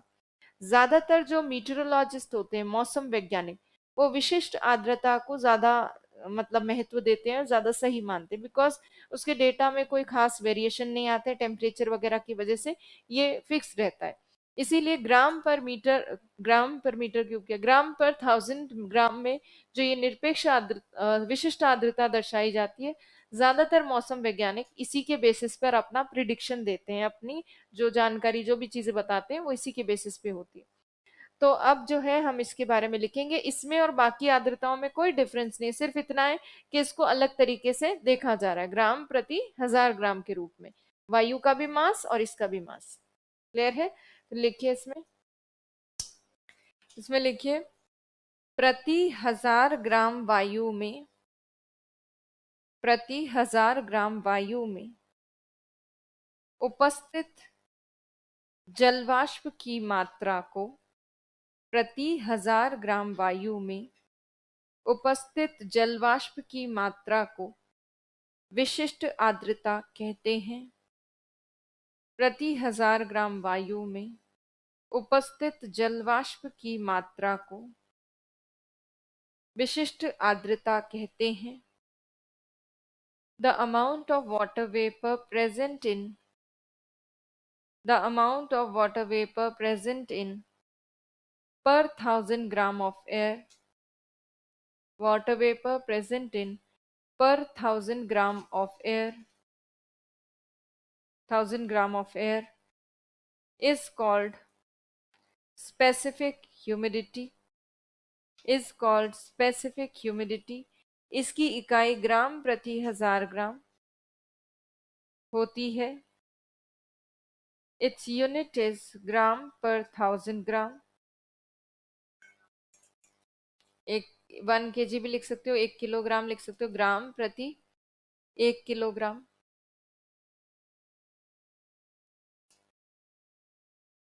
चलिए, तो ये हमने ह्यूमिडिटी के टाइप्स देख लिए।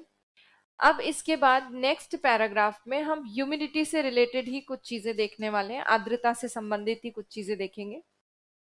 ये तो लिख लिया सबने।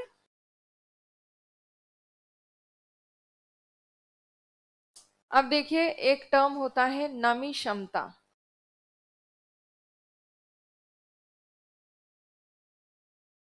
अब नमी क्षमता को इंग्लिश में कहते हैं मॉइस्चर कैपेसिटी।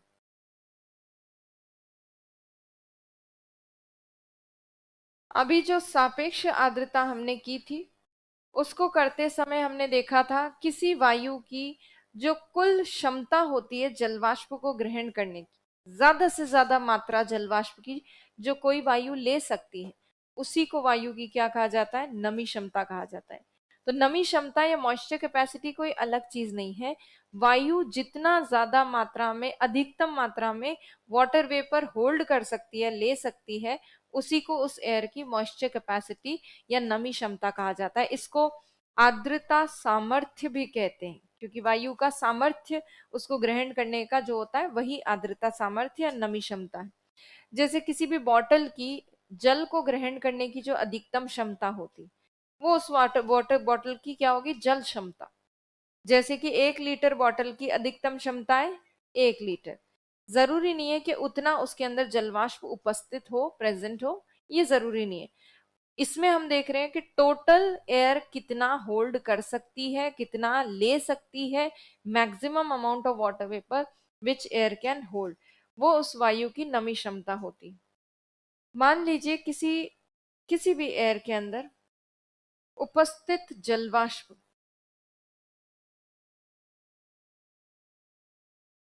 उपस्थित जलवाष्प किसी वायु के अंदर सपोज हम मान ले 80 ग्राम, 80 ग्राम है पर मीटर क्यूब किसी एयर के अंदर प्रेजेंट वाटर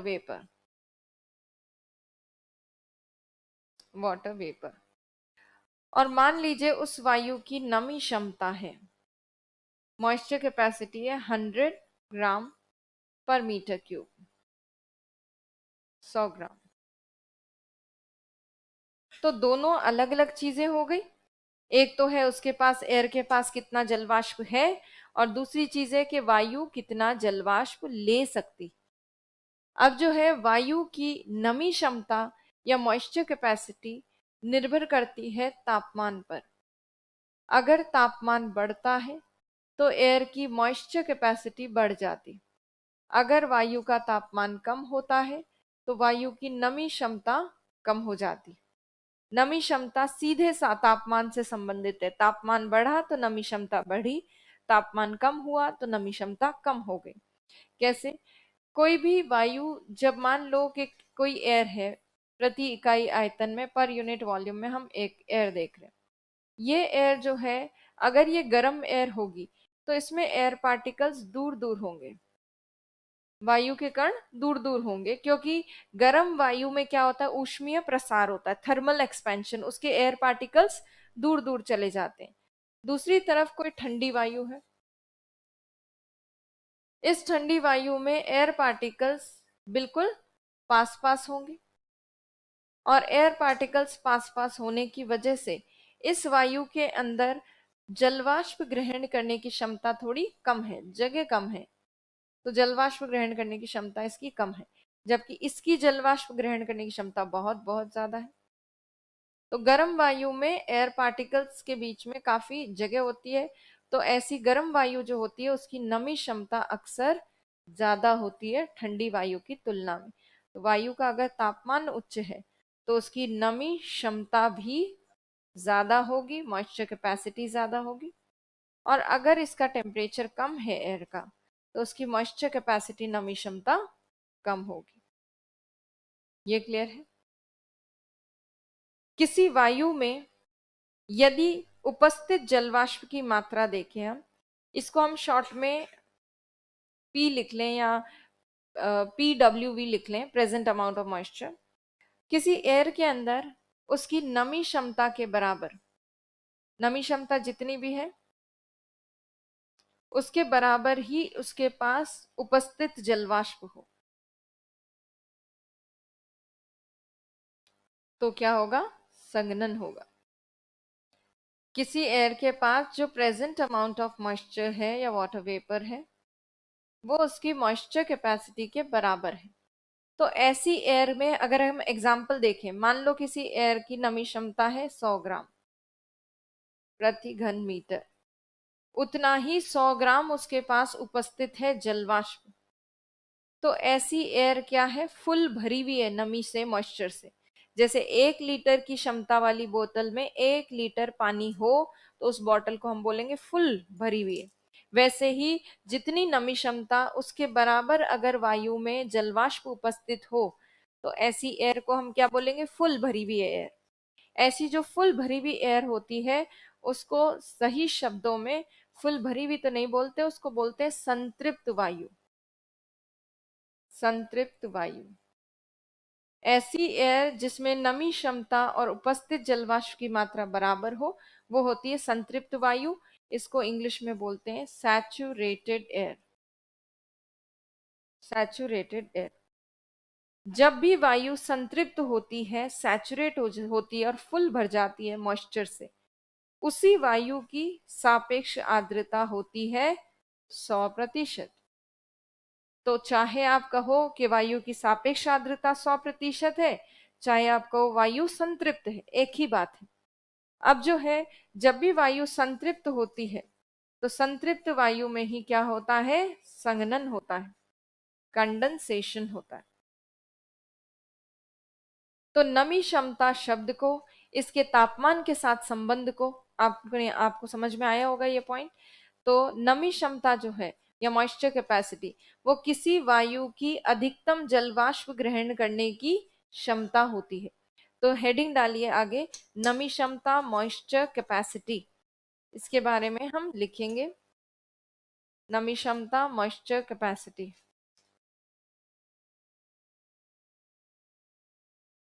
इसमें लिखिए, at a particular temperature, at a particular temperature, किसी निश्चित तापमान पर, किसी निश्चित तापमान पर, at a particular temperature, the highest amount of water vapour, the highest amount of water vapor which a particular volume of air can hold, the highest amount of water vapor which a particular volume of air can hold, particular volume of air can hold, is called its moisture capacity।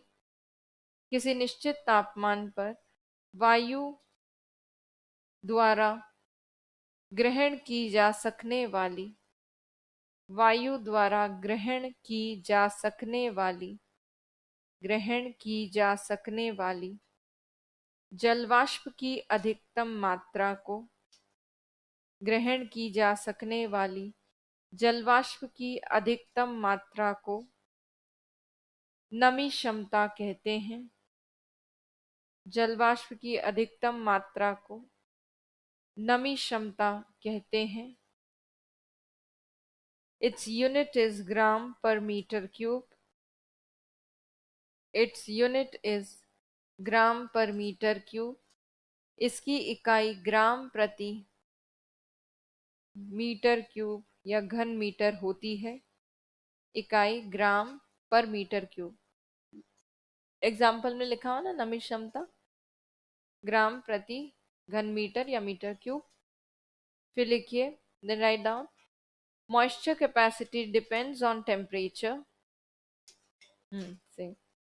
Moisture capacity depends on temperature. नमी क्षमता तापमान पर निर्भर करती है। नमी क्षमता तापमान पर निर्भर करती है। Moisture capacity depends on temperature. तापमान, with the increase in temperature, moisture capacity also increases।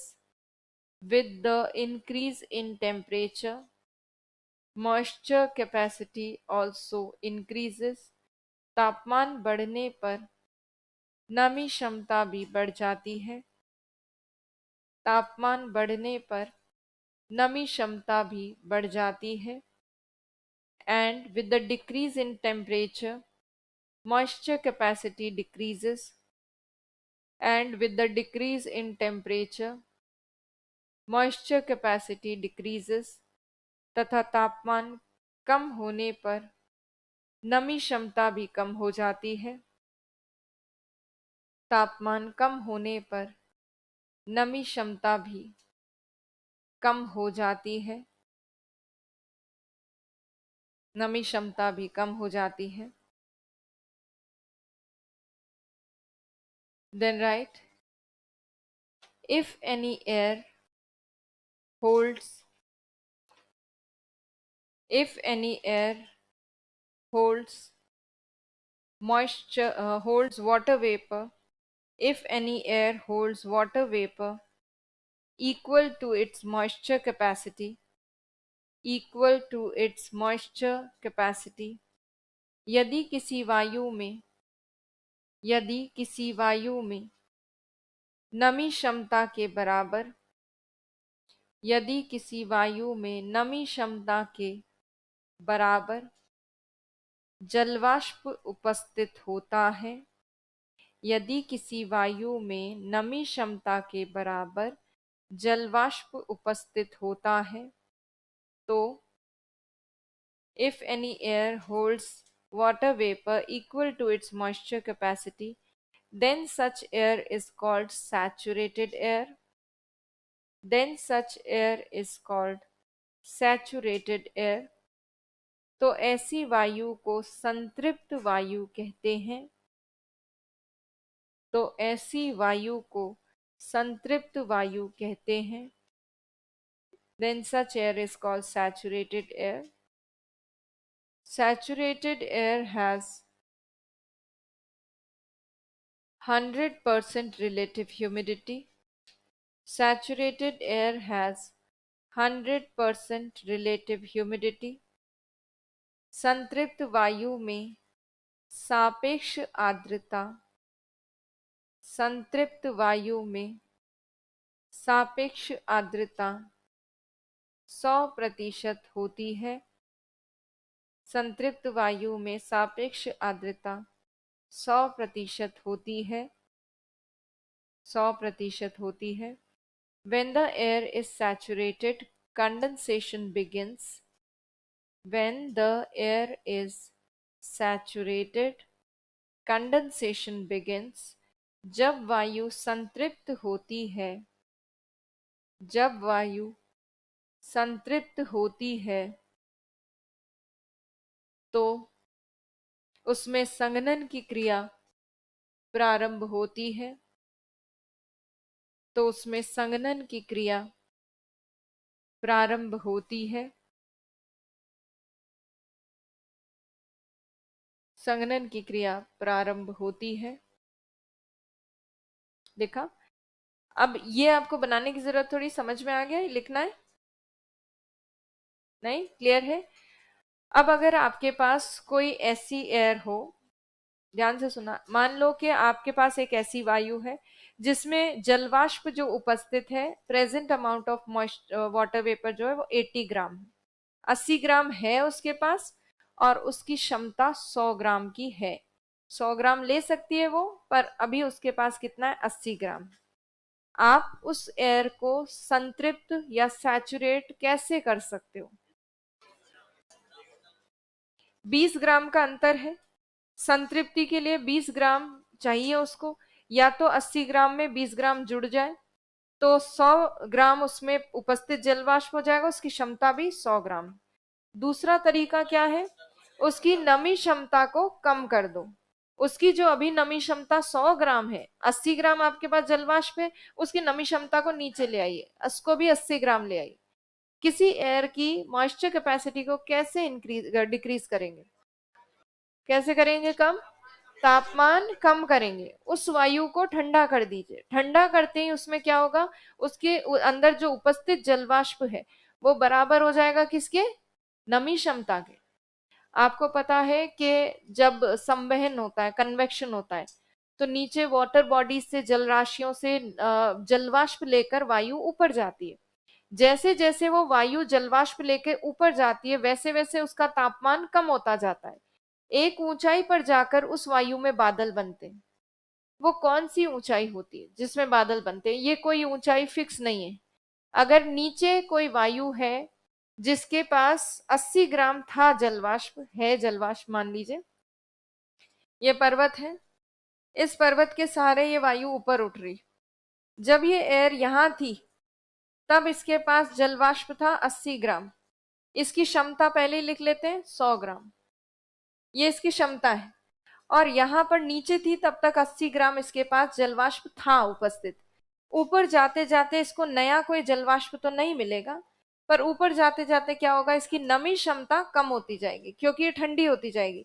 एक ऐसी ऊंचाई आएगी जहां पर 80 ग्राम तो इसके पास जलवाष्प है और 80 ही ग्राम इसकी क्या हो जाएगी, क्षमता हो जाएगी। उस पॉइंट पर जाकर ये बादल बनेंगे, संघनन होगा और उसी की वजह से बारिश होगी। इसीलिए आप अक्सर सुनते होंगे कि पर्वतों की भूमिका वर्षा करवाने में काफी ज्यादा है।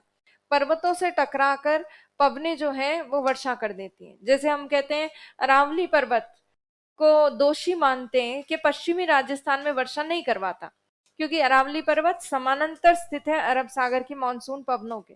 अगर वो आड़ा स्थित होता तो मानसून पवनें टकराती, उससे टकराकर ऊपर चढ़ती, ऊपर चढ़ती तो ऊपर जाके ठंडा होती, ठंडे होके बादल बनते, रिलेटिव ह्यूमिडिटी 100% हो जाती और उससे वर्षा प्राप्त होती। तो पर्वतों की भूमिका ये है, आर्द्रता को बढ़ाता है, मतलब सापेक्ष आर्द्रता जो है उसको बढ़ाता है, जिससे बारिश होती है। अब बाकी चीजें जो हैं वो हम कल करेंगे। Okay, thank you.